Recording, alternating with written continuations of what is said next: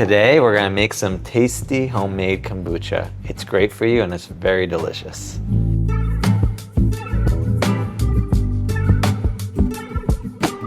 So kombucha, what is it? It looks really weird. It almost looks like an alien jellyfish. It has all these strands coming out of it. It's actually a mix of two things. It's a mix of yeast and bacteria, and they work together to make the kombucha. So the yeast is what creates alcohol, and then the bacteria turns the alcohol into acids, and it gives the kombucha this tangy flavor. And both those acids are really great for you, and also the tea. So it's got a whole bunch of a mixture of bacteria and yeast that are just so great for your gut health. They used to call it the tea of immortality in China, which is kind of cool. There's a lot of claims out there about what kombucha can do for you. What I enjoy most about it is just the creativity of adding in your own flavors, of adding spices, adding herbs, adding fruits. For me, it's really fun to just be really creative with kombucha, have a healthy drink at home. And I love to bring it to different people's houses and share it. So if you ever invite me to a house party, you can know I'm gonna come with one of these, and it's gonna be a random exotic flavor that I thought of that week. Okay, so the important thing before you start making kombucha is everything has to be clean. You have to create a state that doesn't have any random other bacteria. So make sure to clean everything. You're also gonna need a jar, a big jar to place your kombucha in. And you can use kind of any pot to boil the water. But you're gonna need some water, sugar, and you're gonna need a SCOBY and about 2 cups of starter kombucha. The starter kombucha gets things going, and that's what you need before you get started today.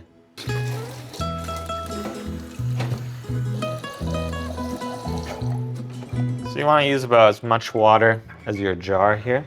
I'm gonna pour it in. But you actually wanna use a little bit more too, because a lot of the water is gonna evaporate, so you wanna use a little extra water. Now I'm just gonna boil the water. It's just gonna take a little time.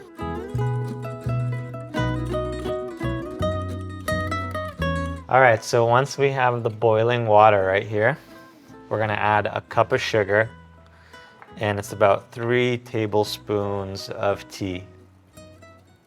Another question people ask is what type of tea you can use. So you really want to use black tea to start.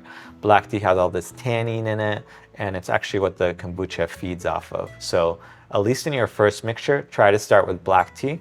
Later, once you have more SCOBYs, you can experiment with green teas. But you want to have a strong kombucha first before you use green tea. And now here's my 1 cup of sugar. So here I have a wooden spoon. I'm just gonna spin everything. It's my witch's brew.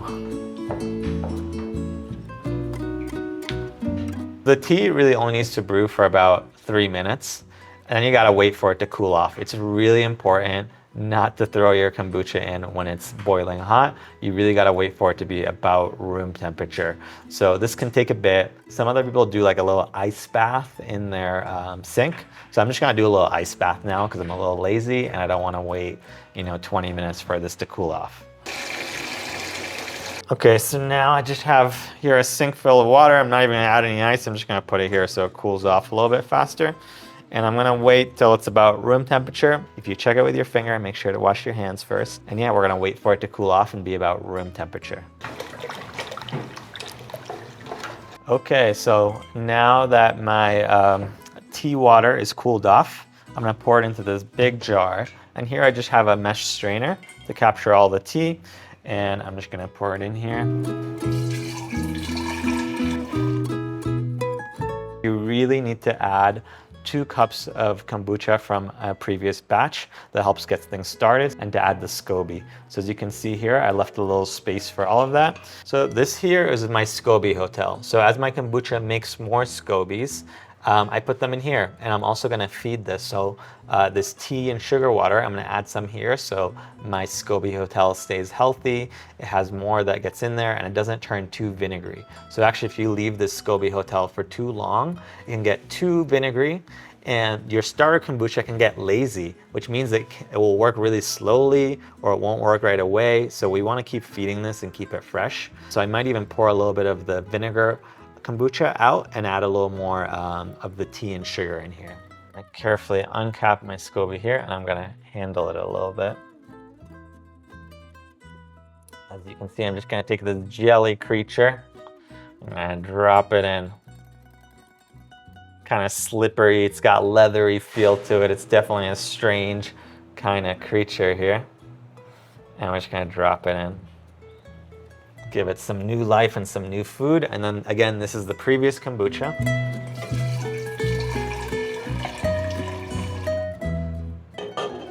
Great, so now we have enough to get things started again. We have the starter SCOBY.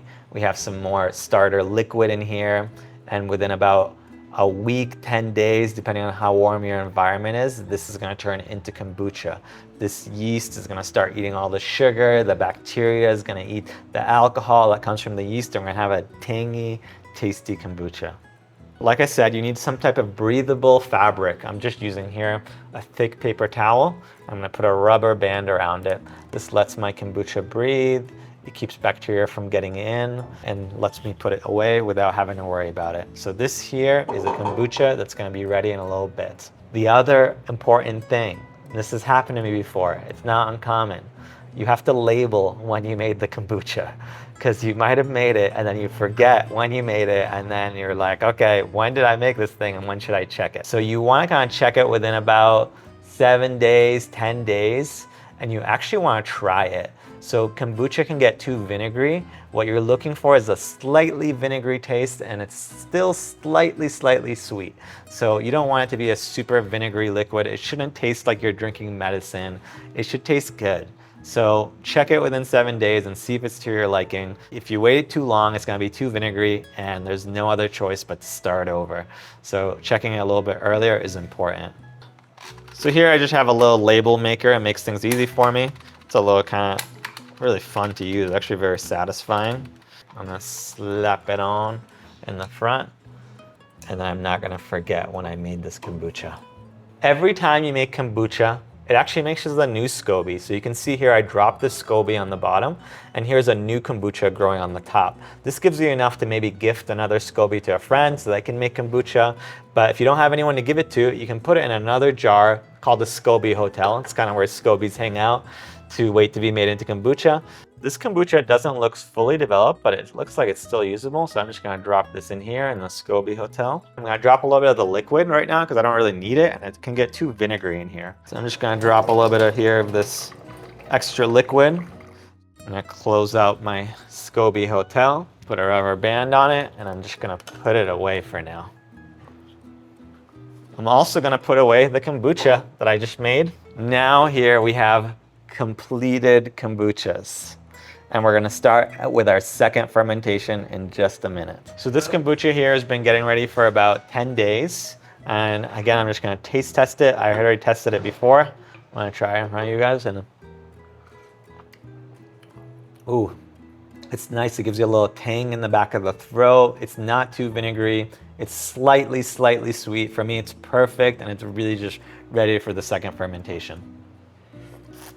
It's pretty good. Okay, so for the second fermentation, I wanna make two types of flavors. I wanna make something a little cozy, that's like, you know, you're at home, it's raining, and you have a little cozy kombucha. And I wanna make something bright and refreshing, almost like a mojito, like lemony, zesty. For both of them, I'm gonna use rosemary. Let's go out to the balcony and pick out some fresh rosemary. Welcome to my herb garden outside. It's where I love to get my kombucha flavors. They're always fresh. I have these fresh herbs. So for kombucha, rosemary is actually a very strong flavor. And we just want to cut about an inch or about an inch and a half here. I'm gonna cut a couple sprigs here. Later, I'm actually gonna have an episode about how to care for your own rosemary. So this is sort of a foreshadow for that episode. But for now, we're gonna use this rosemary. I have a couple nice sprigs here, and we're gonna go inside and add them to our kombucha. Each one of these is about 1 liter. So I'm just gonna use about a sprig per liter so it doesn't get too strong. If it's not strong enough, I can always add more, but you can't take it out. So the first thing I'm gonna do here is I'm gonna pour my fermented kombucha into a bottle. And as you can see here, this bottle has a little cap that keeps some pressure.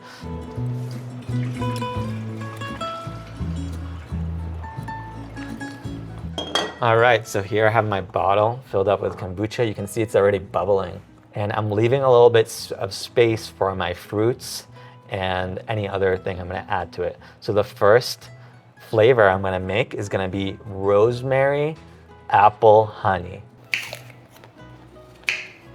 All right, so I have a couple apple slices here. I'm just gonna drop them in. And like I said earlier, I'm just gonna drop in 1 sprig of rosemary. I'm gonna actually add in some honey. The honey actually is one of these things that you can use in the second fermentation, but you don't wanna use in the first one. Honey will actually kind of slow down the process of fermentation a little bit because it has an antibacterial property to it. So you don't want to use too much because it can really slow down the bacteria in the kombucha. So I'm just going to use about a tablespoon of honey.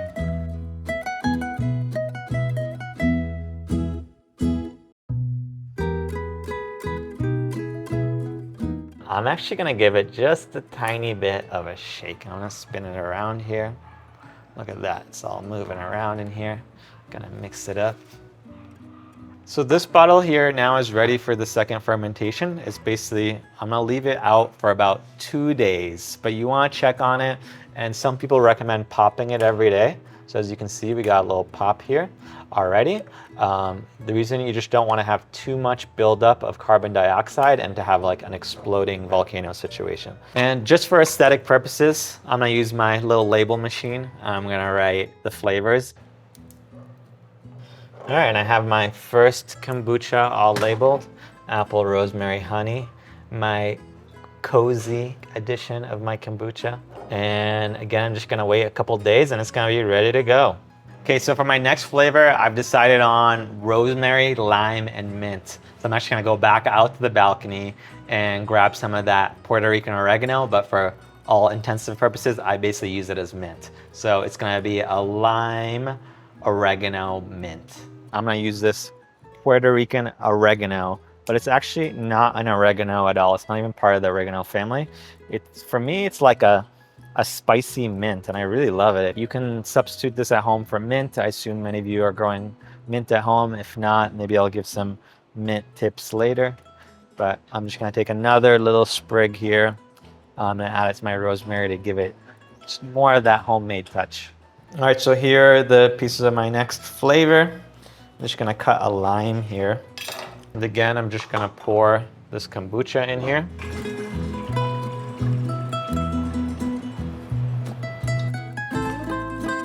All right, and the nice thing about the lime is it's basically already a juice. So I'm just gonna use my lime squeezer here.